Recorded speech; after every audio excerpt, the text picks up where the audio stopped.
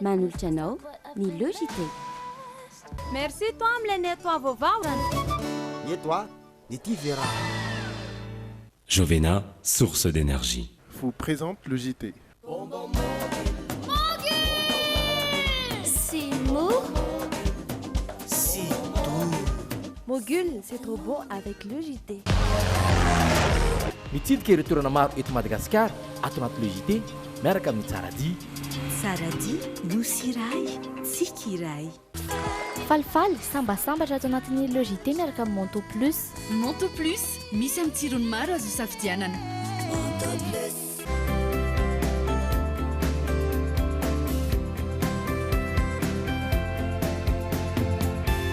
Sanifère, le meilleur. Lay tsara indrindra e, hatramin'izay ka hatramin'izao. Socobis, manolotra anao ny le JT. Telma, safidiko numéro 1 malagasy manolotra ho anao.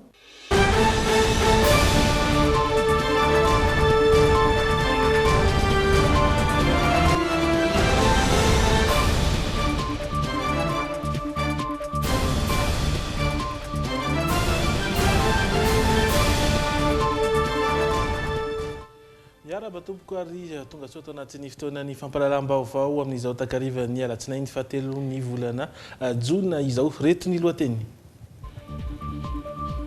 Tapitra androany fikirakirana ny antota taratasy teny anivon'ny SRMV.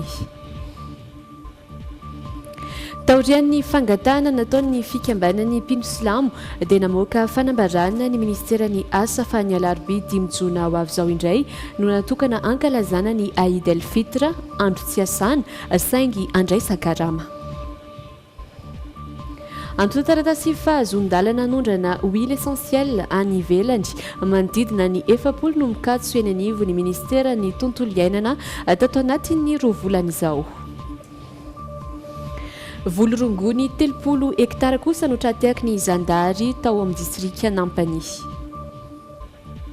Eo amin'ny maresaka iraisam-pirenena 12 ireo namoniainy tao Soudan vokatry ny fidirana antsehatra ny tafika tamin'ny fandravahana ireo mpanao fihetsiketsehana tany antoerana. Manatitra ny arahaba tompoko lahy sy tompoko vavy ary ampifaliana no anasanantsika anaraka ny fampahalalam-baovao hatramin'ny farany amin'ny ity takariva ity. Alatsinainy andro dia ny akombaovao ara-panatanjahantena no atolotra anao anatin'ny tapany faharoa ary horavan'izana mpandaharana tahaka ny insolite na ny hoianao ihany koa izany. Zao aloha dia aran'olotra aminao ny vaovao ny tenako sy Sonia Andrendrina.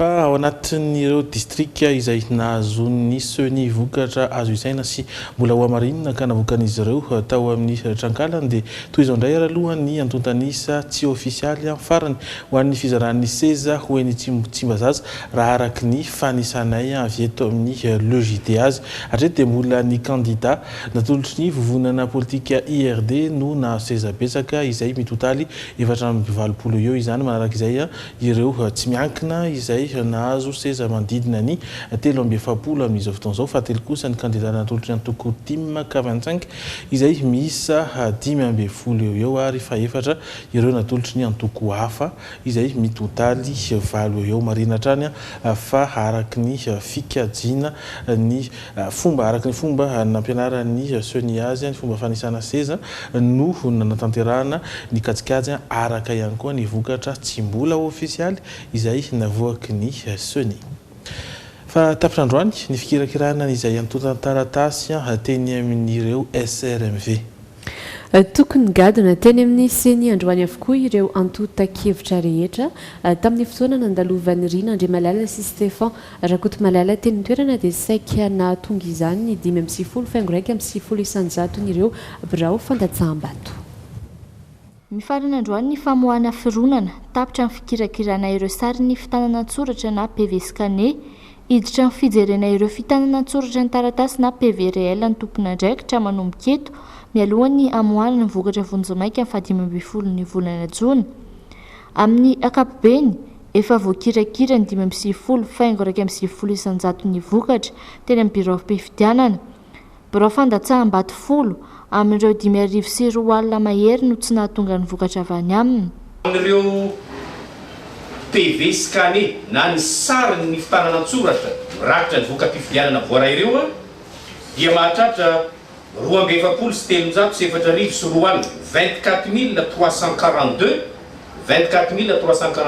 no efa vita kirakira zany hoe traité.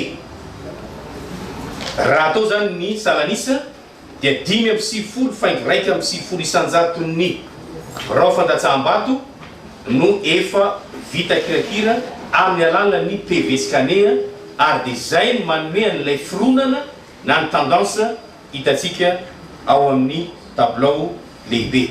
Raha ny tapandraisana anjara indray dia 0,5 isanjato izany.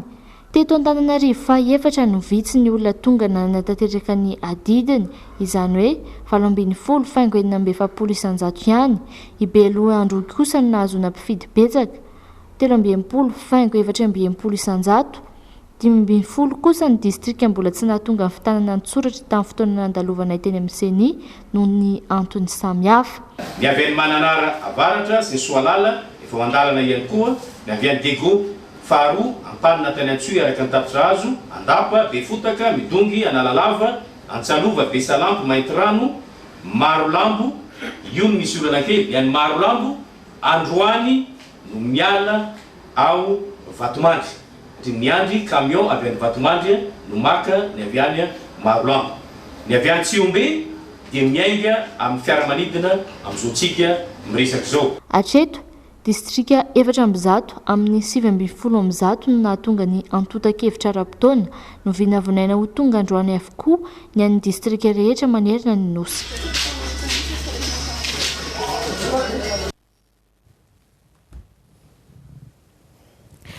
Fa vitsy kosa ny fitarainana izay neken'ny Seny na dia teo aza ireo antso nataon'ireo kandida sasany hetsekilany ho averina ny fifidianana amin'ny toerana miisa 5 manerana ny Madagasikara. Tsy mbola voafaritra kosa nefa treto ny antony izany saingy azo heverina fa noho ny tsy fahatombanana izay hita nandritry ny fifidianana trano no nahatonga izany. Ny antsy primo avao mahakasika izay rana amin'ny Rina Andriamalala sy Stefan Rakotomalala.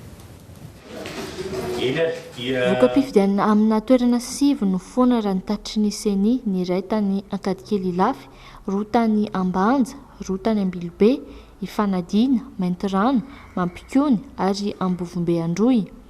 Averina afaka 20 andro taorian'ny datim-pifidianana farany teo kosa ireo.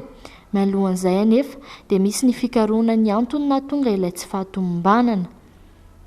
Hetsekilany na maro aza ireo olona mitaraina amin'ny tsy fahatombanana ny fifidianana solombavam-bahoaka farany teo, fitoriana 4 ihany no voarain'ny voameram-pirenena mahaleo tena misahana ny fifidianana. Anisan'ny nangatan'ny mpitory ny fampitahana ny fitanana an-tsoratra, tsy misy mitombina nefa ny fangatahana raha ny fanazavana. Dia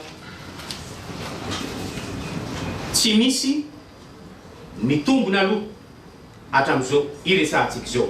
Misy ny azo raisina fa dia ambara fa tsy nitombona satria tsy nahafeno ny fepetra taratasy singa taratasy iray ary dia tsy voalaza ao ireo birao-pifidianana izay hangatahana an'ilay fitanana an-tsoratra, tsy voalaza ao ny antony angatahany an'izany fampitahana ny fitanana an-tsoratra zany, ary indrindra ny lehibe indrindra tsy nampiarahany amin'ireo ny dika mitovy n'ilay fitanana an-tsoratra izay mba ahafahana teranao fampitahana tokoa. Farany nanome 10 andro ho an'ireo mpanara-maso ny fifidianana avy eto toerana sy avy any ivelany ny Seny anaterana ny tatitry ny asan'izy ireo. Nambarany fa hoentitra ny tompon'andraikitra amin'ny fanajana ny lalàna. Mpanara-maso 5 tamin'ireo 5,50 ny soratra anarana ihany no efa nahatonga ny tatitry ny asany tamin'ny fifidianana filoham-pirenena farany teo. Androany ihany koa dia nanazava mikasika ireo kandida voafonja ny Seny. Araka ny hita dia mitarika avokoa ireo olona 4 voafonja nefa nirotsaka ho solombavam-bahoaka no mariny filoha-hevitry ny Seny fa tsy midika ho famoahana ny fonja ny fahalaniana ho solombavam-bahoaka fa misy ny tompon'andraikitra mahefa amin'izany. Fiarahantsika ny fanazavana hoentiny ny tompon'andraikitra teo anivon'ny Seny. Raha pitsarana izay mahazo azy ireo dia mitohy hatrany tsy misy afa-tsy ny didy mpitsarana avy amin'ny fitsarana mahefa zay nisahana ny raharahany izy ireo ihany no afaka amoaka azy ireo any am-ponjy. Ka raha ohatra tsy mivoaka any am-ponjy izy ireo dia anjara ny filohan'ny anteny miram-pirenena no mandefa taratasy ka ny fitsarana avy momba lalam-panorenana mangataka ny fahitana fototra ny fahabanga-toerana izy ireo ao amin'ny anteny miram-pirenena. Dia ny fitsarana avy momba lalam-panorenana amin'izay no mamoaka ny fanapahan-kevitra raha ohatra ka ambarany tokoa fa banga ny toerana ny solombavambahoaka io ao anatin'ny anteny miram-pirenena dia tsy maintsy ambarany amin'ny andininy faharoa amin'ny fanapahana raisiny hoe miakatra zany ny lisitra faharoa. Hofantaritsika aorian'ny dokam-barotra ny fomba hiatrehana ny famaranana ny volana Ramadany ao aorian'ny dokam-barotra rahateo no anarantsika izany isany koa ny vaovao rahateo karena sy ny trangampiaramonina.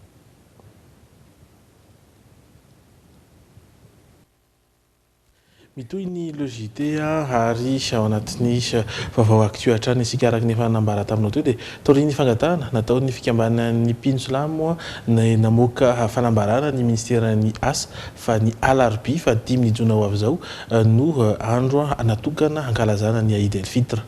Io andro izy zany no tsy asana saingy andraisan-karama nanambara kosa tetsenkilany ny fianakaviam-ben'ny mpino silamo fa arakaraky ny fiposahan'ny volana hatrany no ahafahana mamaritra ny daty ankalazana ny Eid el Fitr fanazavana misimisy entin'ny Pierre Rasafindramanana sy Aina Raon ato anatiny ity fanadihadiana ity.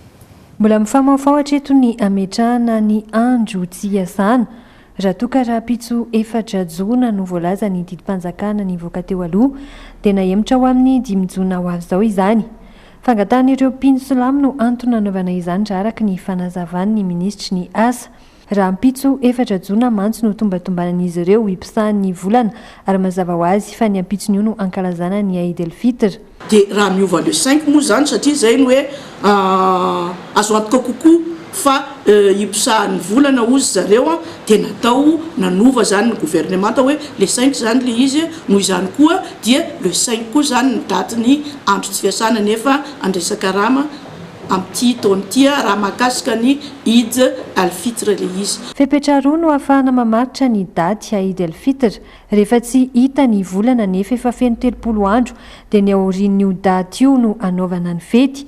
Raha toa kosa ka miposaka mialohan'izay ny volana dia ny 30 andro no anaovana ny Eid el Fitr. Zahay zany rehefa 7 andro ny Ramadan dia manerana an'izao tontolo zao dia saikisaiky mijery volana avokoa zany firenena rehetra na firenena islamika io na firenena zay ahitana mpino islam zany ao aminy dia mitady sy mijery an'izay volana zay rehefa tonga ny 7 ny volana zany. Ka raha amin'izay fotoana zay zany hita moa ny volana dia mazava ho azy fa ny andro ny Eid el Fitr zany dia ny apitson'iny. Fa raha ohatra kosa ka tsy hita zay volana zay dia fenona 30 andro zany ny volana Ramadan. Dia amin'izay fotoana zay ny apitson'iny dia ny voalohany volana manaraka amin'ny volana Ramadan tsy hoe volana Shawwal dia ny voalohan'izay volana zay no andro ifaliana andro ny fety antsoina hoe Eid el Fitr zany. Tahaka ny isan-taona dia misy hatrany aorian'ny Eid el Fitr ny fihaonam-beny ireo mpino silamo izay arahana matso lehibe. Araka izany dia ny 5 ny volana jona no tsy miasa indray aloha na rapitso na tsy rapitso ny Eid el Fitr. Manaraka izay ny vaovao arahantsika dia migadona mantsy ny volana jona isan'ny atsarovana ny niverenan'ny fahaleovantena ny Madagasikara ihany koa ny volana jona. Misy raka izany fanentanana nataon'ny polisy pirenena ny amin'ny ananganana sainam-pirenena isa-tokantrano etsika izay tafiditra sady ao anatin'ny fiomanana ny 24 izay fotoana ankalazana ny 70 taona ny fahaleovantena nyity firenetsika ity.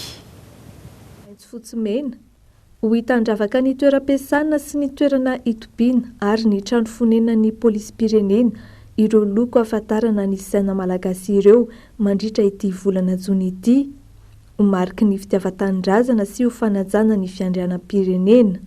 Dia mahatsiaro manandraikitra koa izahay amin'ny fanentanana ny malagasy mpiray tanindrazana hanagana izany sainam-pirenena izany isa-tokantrano sy andavaka ny tontolo manodidina amin'ny loko Madagasikara mandritra ny volana jona satria manomboka eo anivon'ny tokantrano sy ny fokotany ny asa fampivoaram-pirenena rehetra iadidiantsika mpiray tanindrazana.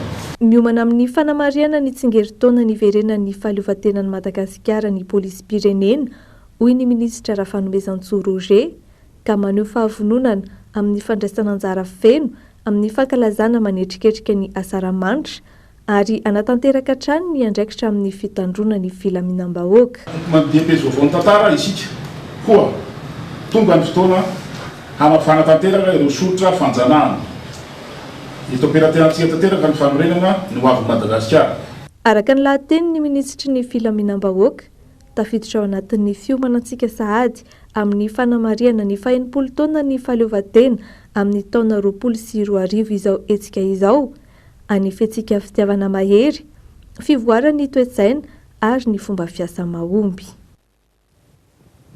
Fa miatra manomboka androany ihany koa ny fameherana ny ora sy ny toerana ahafahan'ireo posy sy ny sarety mivezivezy eto Antananarivo renivohitra. Voarara miaraka amin'izay ihany koa ny tsy fahafahan'izy ireo miditra any avotanana sy mandeha amin'ny toerana misy fiakarana tsy tokony ohatra ny iray taonina sy 500 kilao kosa ny entana atao amin'ireny posy sy sarety ireny araka ny fepetratrany izay napetraky ny CEA fanampanazavana entiny miaro soratra ravaka sy Dolfa Rakotiniaina.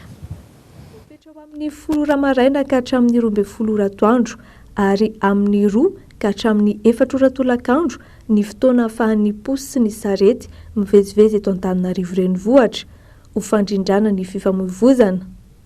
Ivelan'ireo ora ireo nefa no ambaran'ireo mpitarika sarety fa ahitany karama antony mahatonga azy ireo mitsipaka ilay fanapa-kevitra. Zay aloha mahalala an'izany fa hita madama raha ohatra hoe amin'ny fito amarana zany zay nataonao hijanona dia iza zany no anaraka-ramanay akoatran'izay satria hita madama fa zao ny fitadiavanay dia raha amin'ny 9 zany zay nalevanareo hiasa dia iza no entinay amin'ny alina izay hitona mpangalatra zany zay sa hitona niza ny taxi be ny tena miteraka embouteillage isaky ny are fa ny sarety zany na embouteillage ara mandeha foana afaka mandeha izy manotsefatsefaka. Na izany aza tsy maintsy ampiarina ny lalàna efa mipetraka ary na tsy antony mety hitarika fitohanan'ny fiarakodia aza ny posy sy ny sarety mbola mipetraka olana ilay hoe tsisy fiantohana na assurance raha sendra loza mpifamoivoizana. Fa ankoatr'izay voarara tsy azo ny posy sy ny sarety ale ny faritra misy fiakarana na ny faritra voatanana toy ny eny Analakely, Tanjombato, Antaninarenina, Sorano, Ankadifotsy. Sazy azon'ireo mandika lalàna ny fanakiazana ilay posy na sarety any amin'ny fourrière. Farany teo zao ny hidany ny saretiko nandoavana 5,4 alina teo amin'ny lapan'ny tanàna teo zay nihodina andeha hidina akaty. Kapa entana mibaoritra na amin'ny gony ireo matetika no tazana tomina amin'ny posy sy sarety.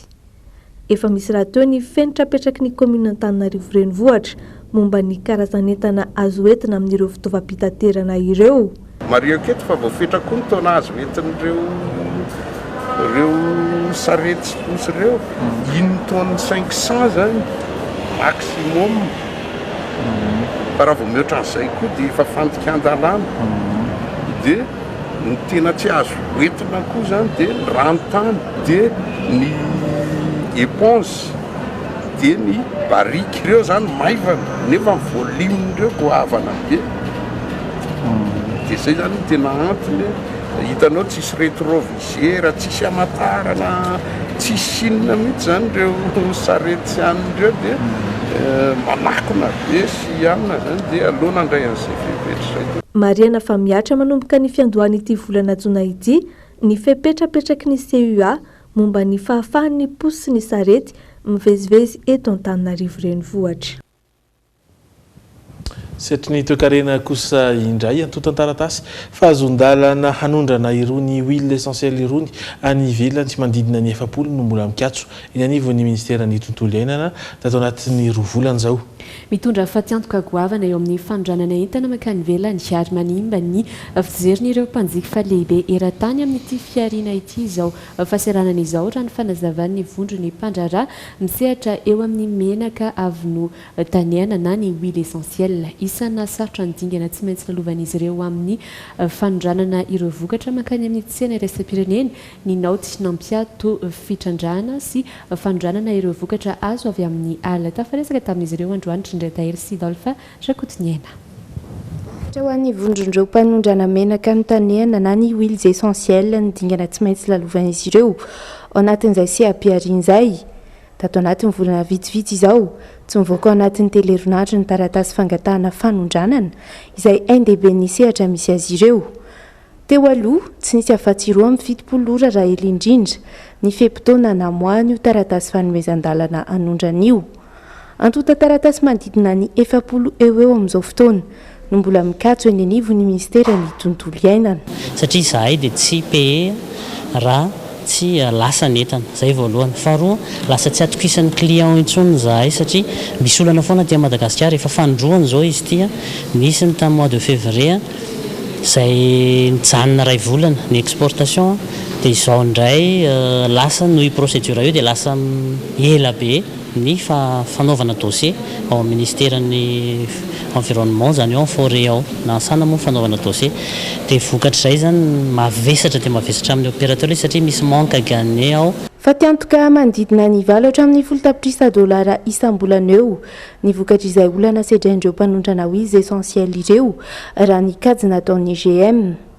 Ity fiariana ity izay tsara ny mampafantatra fa mampidibola mahery ny 400 tapitrisa dolara isan-taona tahaka ny tamin'ny taona 2024 ary mazava ho azy isan'ireo manatevina ny kitapom-bola mpanjakana sy manome tombony mivantana ireo tantsaha. Dia eo koa ny olana kely faharoa hoe tsy fantatra ilay zorovina ny tapitra zany hoe makany le dossier dia tsisy délai miverina avany nirarinay dia mba hiverina tony teo aloha hoe 72 heures ihany ny traitement ana dossier farafahelany raha amin'ny fitondranantsika moa amin'izao hoe TGV zay vao nitenen'ny filomaly dia manateny zay fa mba hiazakazaka ohatr'izay koa ny ministera rehetra amin'ny fanaovana traitement ana dossier ao anatiny satria dia ho an'ny ainy ny économie malagasy ho an'ny ainy ny mpiaramonina rehetra ho an'ny hatrany ambanivohitra rehetra any ka hatraty amin'ny tapany ambony. Voakasiky ny noty navoaka ny ministera ny tontolo iainana tamin'ny febroary lasa teo momba ny fampiantona anatin'ny fotoana tsy voafetra ny fitrandrahana ny fitaterana ny fivarotana sy fanondranana ny vokatry ny ala ny sehampiariana menaka voatanika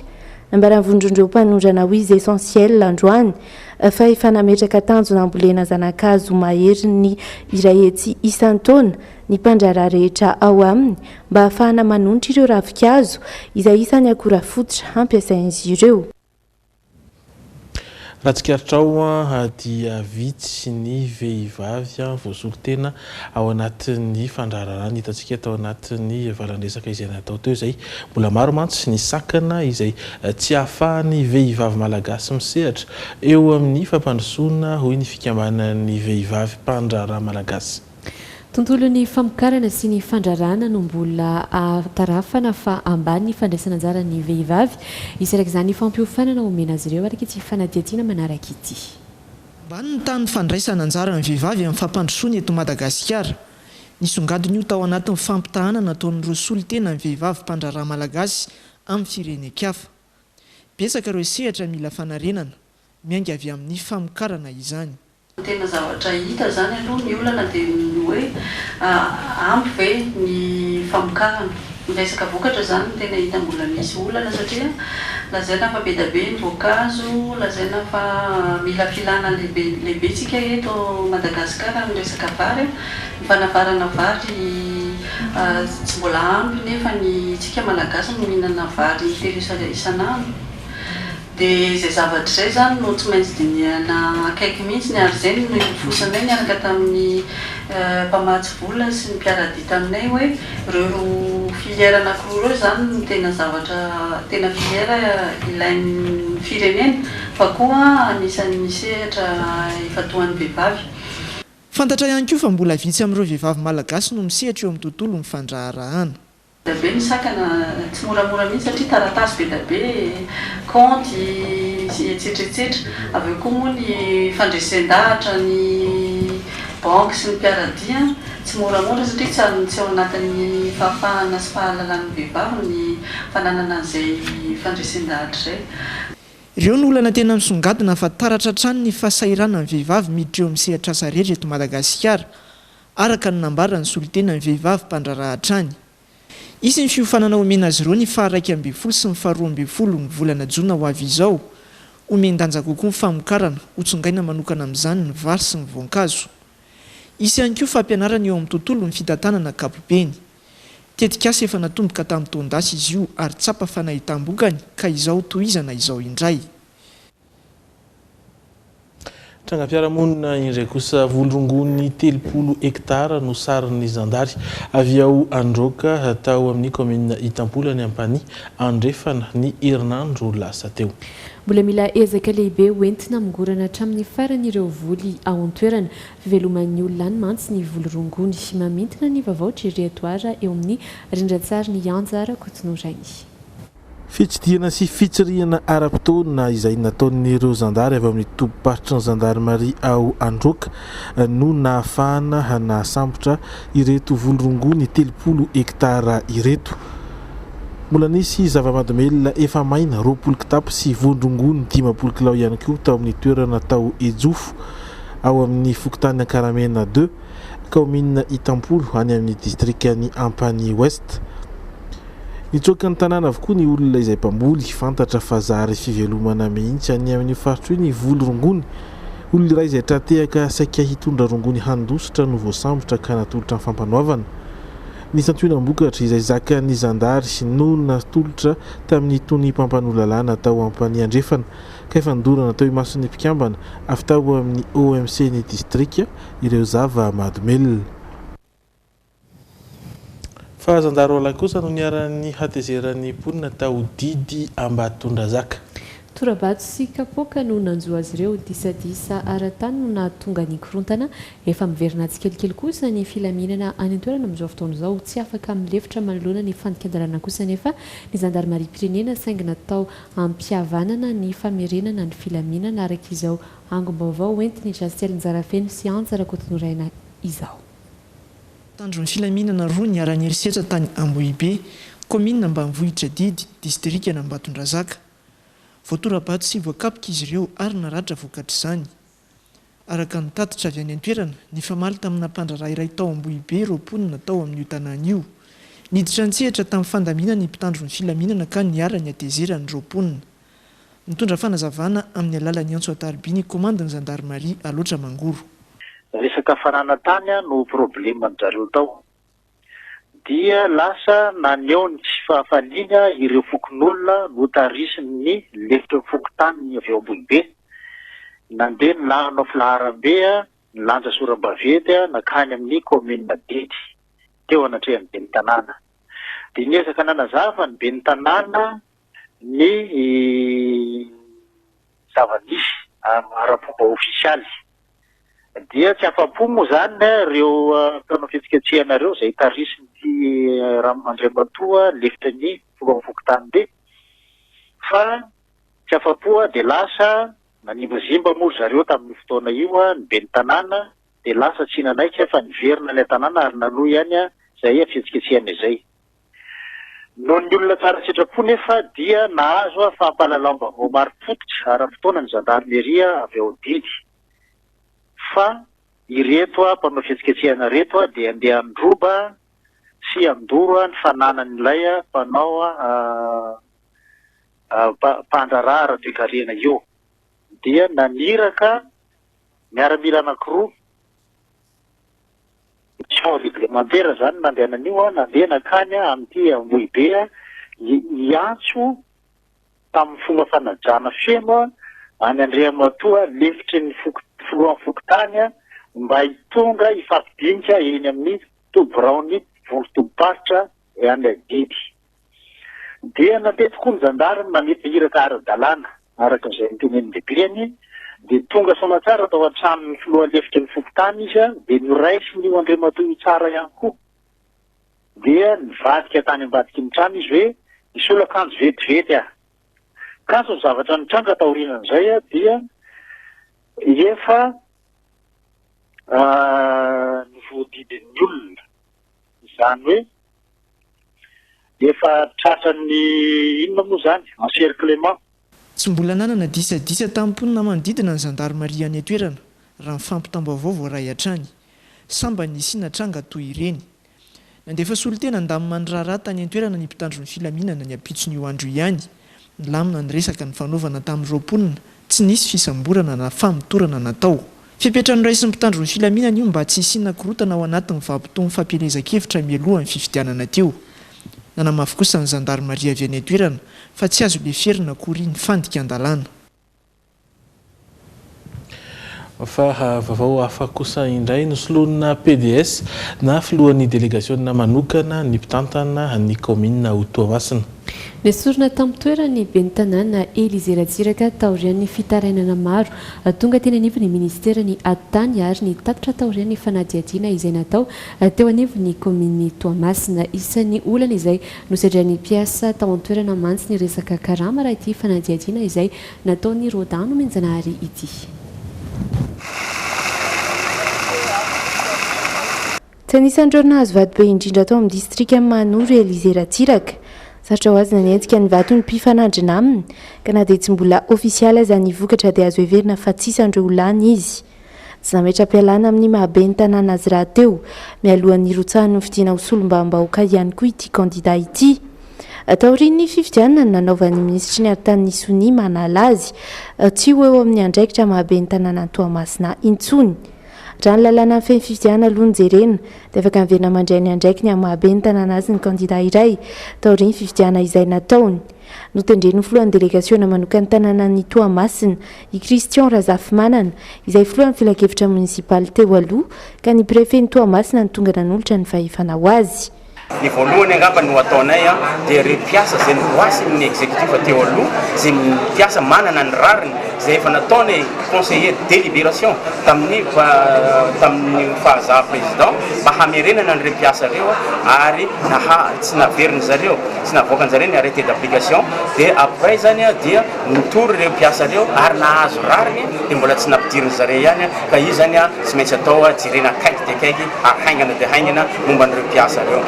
Ansedra olona tamin'ny fandoavana ny karaman'ny mpiasa ny ben'ny tanàna teo aloha ka nisy tarika ny fangatahana ny fanalana azy eo amin'ny toerany intsony izany satria tara enina hatramin'ny 12 volana ny karaman'ireo mpiasa.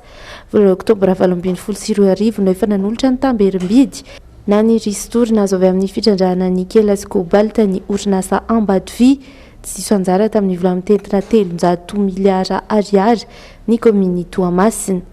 Ny karamanay zany zao hoe raha mpiasa raika zao dia efa hiditra efa volana ary ny karaman'ireo le IMO le journalier reo dia efa 9 volana tamin'ny 2017 ary tamin'ny 2018 izay miampy disiny 2019 dia 9 volana zany hoe 9 volana. Nanomboka andro any no nandray ny asa ny filohan'ny délégationna manokana vaovao tsy mbola nano hevitra mahalohan'izany kosa ny kandida Élysée Ratsiraka. Fa 13 kosa ireo namoiny ainy ary anjatony no naratra tany Soudan vokatry ny fidirana antsehatra ny miaramila ny tafika Soudanais tamin'ny fandravahana ireo mpanao fiziketsehana androany. Naloha io zavan-tranga androany io dia nanao fanambarana ny ALC fa ampitsahatra ny fifampiresahana rehetra miaraka amin'ny filan-kevitry ny tafika itoy ary amafy ankoatra io ny etsi-pitakina hanomezana ny fahefana amin'ny vahoaka. Nahery vaika ny fidirana antsehatra ny miaramila ny tafika Soudanais androany. Nandravy ireo mpanao fihetsikehtsehana teo anolohan'ny ny foiben'ny tafika teto Khartoum nandritry ny herinandro maromaro izay mitaky ny famondrana ny fahefana amin'ny vahoaka. Raha ny tatitra vonjimaika dia manodidina ny 13 teo ireo namony ainy.